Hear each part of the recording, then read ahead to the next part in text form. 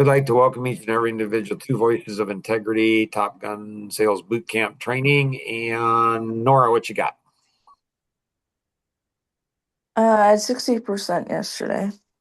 Nice. Nice. Anything else? Not right now. Kenny, what you got? Um, so I'm debating between if and when there is the best time to if you want to make a change in ownership in a company, if it what's the best way to determine when the best time is for that for everybody involved? I mean, you put it in a spreadsheet, right? A spreadsheet's the answer for everything. It just is. Because what a spreadsheet does is it forces us to take what's in our mind and put it into, some type of a concrete format. And so it forces us to take our conscious and put it down. It forces us to take our subconscious and draw that out. What's going on? And so one of the key things I learned in my finance degree is that, they said, okay, here's 5 different investments that you can make. And they, I'll have a return, so one's 3%, one's 10%, one's 20%, one's 50%. And so, which one would you invest into? Well, It depends. go ahead. It depends. It depends. There's different factors. How much money do you have? All right. So if it requires $1 million investment, you don't have $1 million, you can't invest into that one. If there's a 50% return, but it's going to take you 20 years to get the return, well, do you have 20 years? So there's all these factors that go into play. And so, you go ahead, it forces you to put everything you have, throw up everything you've got into a spreadsheet. And then what you do is then you prioritize it. So if you and I, so in leadership, when do you go ahead and let somebody make a decision that's different than your own? How do you know? Like you think you ought to go path A, they think they ought to go path B, when do you do that? And so one factor is ask them, what are the factors in the consideration? So let's say I see 7 factors in the decision making. They see 3. Who's going to make a better decision? The person who has 7 factors or the person who's missing 4, at least? Who's going to make a better decision? The one who has 7 or the one who has 3? Theoretically, the one who had 7. Over the long term, yes, but in this particular one situation, maybe not, because the 3 might actually go ahead and be 99% of the thing. The other 4 are just distractions. So theoretically, in this particular situation, that person who has 3 could actually make a better decision than the one who has 7, because the one who has 7 could be distracted by 4 that really don't make a difference. They're distractions. Over the long term, though, yes, the more factors you have. But then let's say I will ask somebody what factors. I've done it with my kids. I do it with my wife. I do it with team members. Like, what factors are you considering in the decision making? And so, this is all about decision making. Should this go into the decision making one? I'll let you guys decide on that. I don't know. And so, in decision making, how do you make best decisions in life? And so, let's say that Kenny has the same 7 that I have. Are we going to come, because we both have the same 7? So 7 factors. Are we going to make the same decision? No. Most likely not. Why not? Experience, age, personality. Mostly personality, I think. Mostly personality. So Kenny's going to be an expressive, amiable, expressive. I'm going to be a driver, analytic driver. So he's going to, like, let's just simplify it and go and say there's 3 factors in the decision. We both agree there's 3 factors. What he's going to consider as top priority, so he's going to go ahead and maybe put 90% weighting on one, and I'm going to put 90% weighting on another. So we're going to have a totally different, weighted average. So one thing's far more important to me than to him. So then what do you do?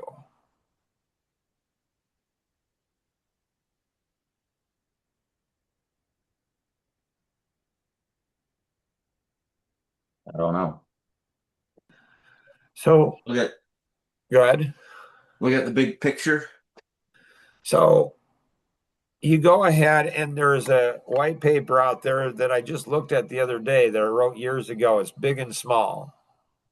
So typically the driver and expressive will look at the big picture, but they'll see different things in the big picture. But they'll look at the big picture. The analytic and amiable will look at the details. So because I'm driver analytic, I'm big and small. I can see big picture, like John Henderson said to me years ago, one of my mentors, friend of mine. He says, Mark, you're very different than other people. I'm like, how's that, John? He says, you have this crazy, unbelievable vision. Like, it's huge. I'm like, okay. And he says, but you're willing to get in the trenches and do all the work. I'm like, okay. He's like, that's unusual. I'm like, didn't know that. Okay.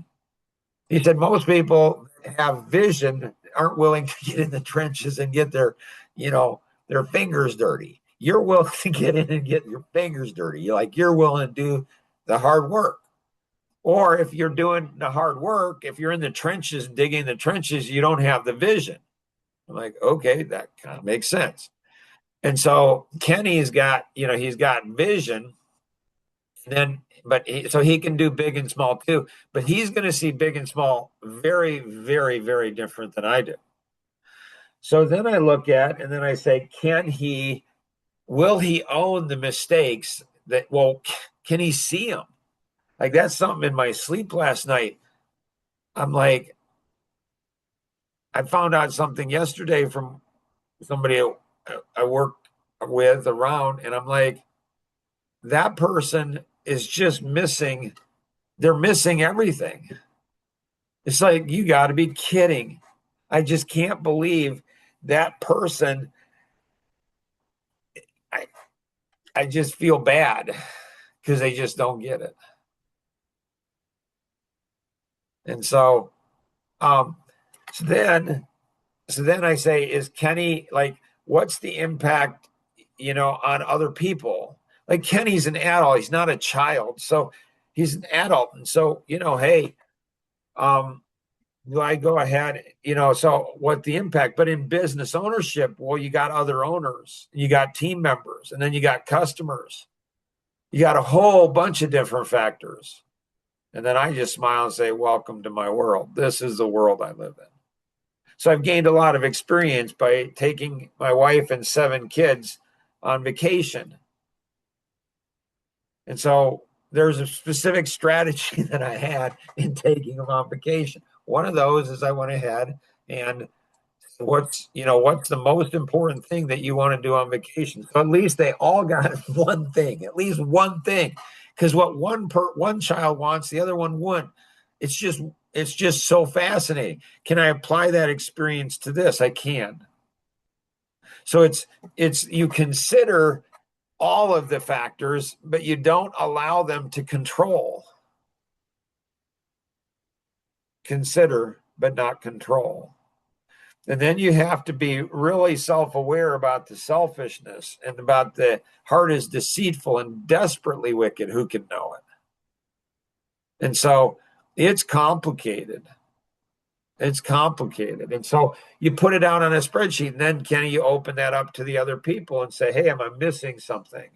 So you try to get everyone's thoughts. So everyone at least feels that they were considered in the decision making. Mm-hmm. Because if people aren't considered in the decision making, that's when you risk losing that relationship. And so you go through, and it's not black and white. It's what I hate. The analytic and driver love black and white, love to go ahead and here's right and wrong, here's good and bad, here's the best. But in life, that doesn't seem like what it is. So you over communicate. You make sure that you're communicating everything so people don't think that you're mistreating them, that you're abusing them, that you're taking advantage of them, that you're hurting them. You want to make sure that everybody, like, here's everything there, everything's on the table. And you might say, all of you might say, well, that's pretty vulnerable. It's like, right? And somebody could take advantage of me, right? So I need to protect myself. So that's what this other individual made the mistake in doing. This other individual, it's like they projected their heart onto me, and they think I have the same heart they do. So if I was in Mark's situation, this is what I would do if I was in Mark's situation. What they don't realize is you're not Mark. You're just not. So you have a heart like this, and you might hurt somebody, or you might take advantage of them, or you might punish them, or you might do something like this. If they did that to you, you might do that to them. So why aren't you communicating? Why aren't you being honest? Why aren't you being transparent? Because they're projecting their heart onto me, which part of me is like, okay. What's sad is I don't think the person will ever know. They just won't ever know. And that makes me sad. Does that help, Kenny? Yes. Yeah, good. Luke, what you got?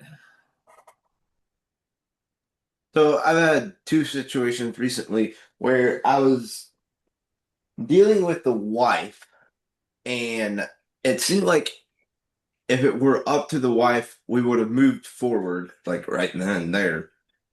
But it seems like the husband's holding everything back. And I'm not really in contact or dealing with the husband. So, Like, how do I get... what's the personality of the wife? Oh, one is a strong either driver or expressive. Very... Okay. So,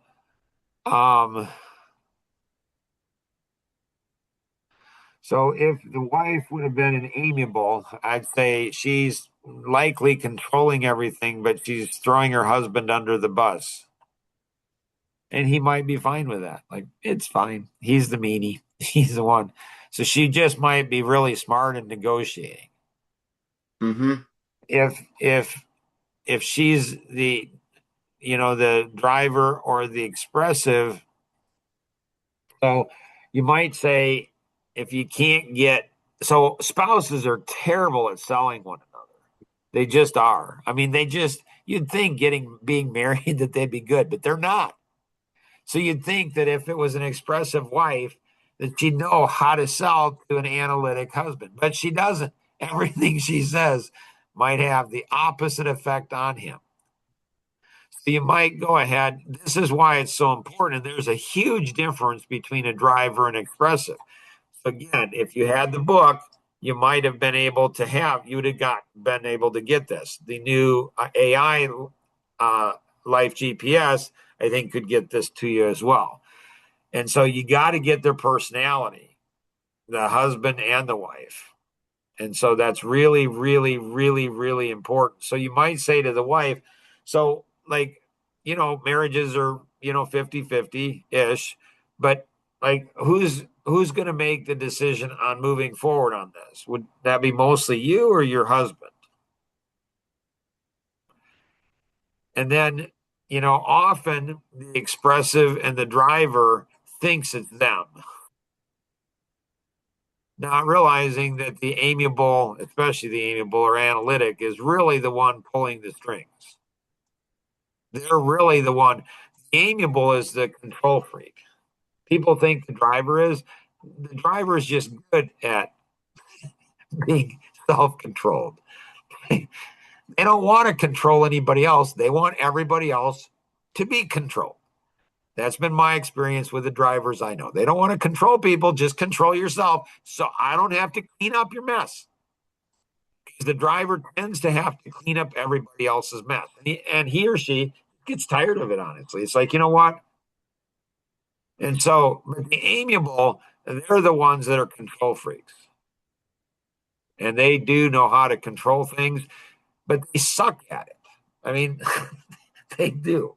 They just always come out looking good. And there's, a bunch of crap everywhere else. And so other people look bad. Anyways, little trauma, maybe damage that hasn't been resolved. So you say, and then so you're listening to tone and energy and stuff and looking at, you can study Elaine. She's great with the eyes and the voice and the body language. You learn to study that. As men, you're taught, from boys, if you're Christian or Amish, don't look at a woman. Like you don't. But looking at her face and her body language, on how she's moving and what she's saying and are comfortable, like that will tell you a lot. And so you say, so would you or your husband tend to have like, like who's probably going to do it? Well, what if you thought you should and your husband thought you shouldn't? What would happen then?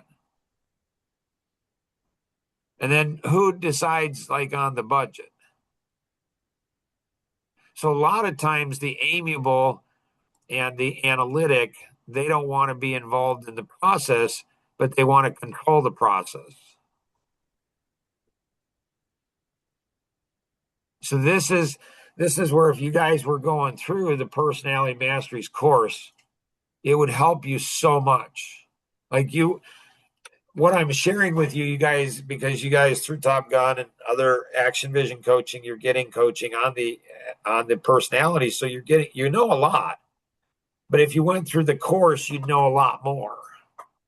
So I don't know if you guys are driving forward on that, but I would recommend, doing that. Questions, Luke?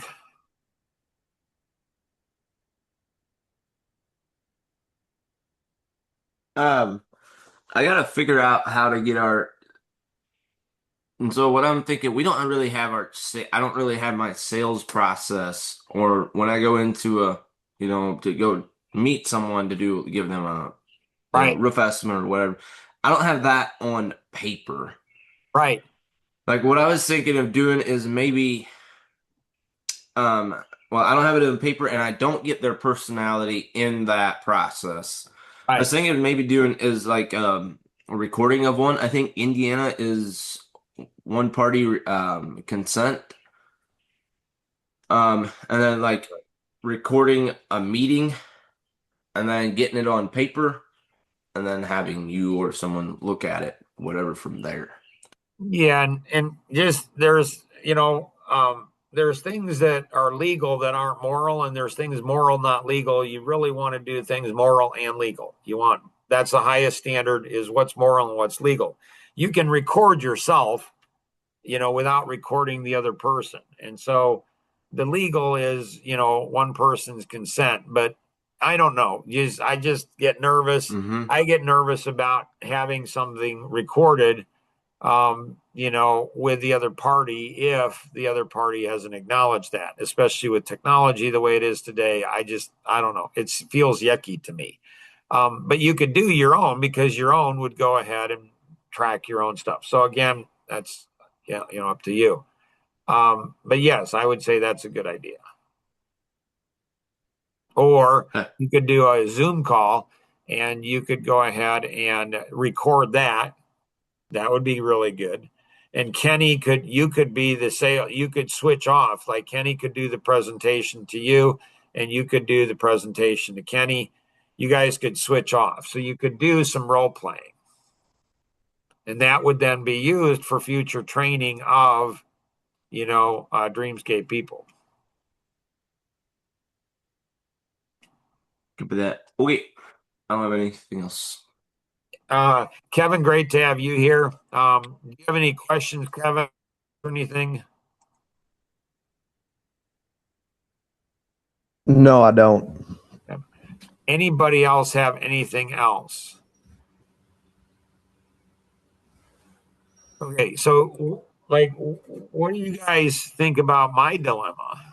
Like, I'm realizing more and more people, I'm starting to wonder if people have a ceiling in their life and they're only going to get to where they're going to get, and then they're going to lock in there and they're not going to grow anymore. They're going to think they're growing, but they're maybe not so much, not substantial. It's just little. And so like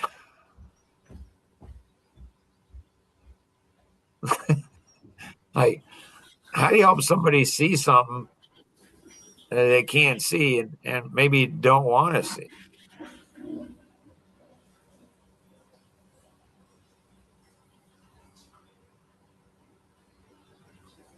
So you might be thinking, well, that's kind of strange. Why wouldn't somebody want to see something?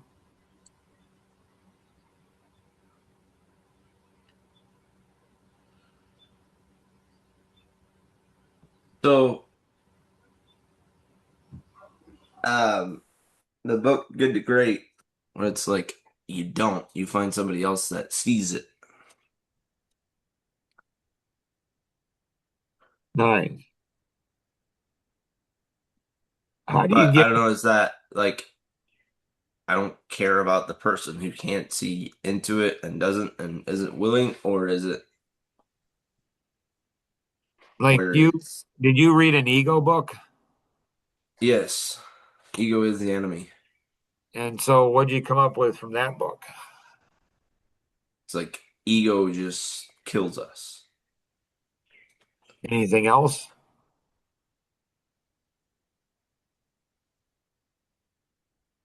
Something no, or not, not that I can think of top of my head. So when did you read that book? Oh, it's close to a year and a half ago, year ago maybe, Gotcha. something like that. Isn't it fascinating that I know that you read that book?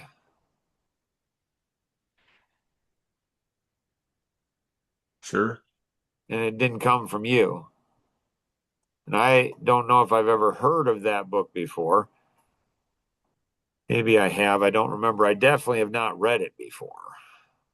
And so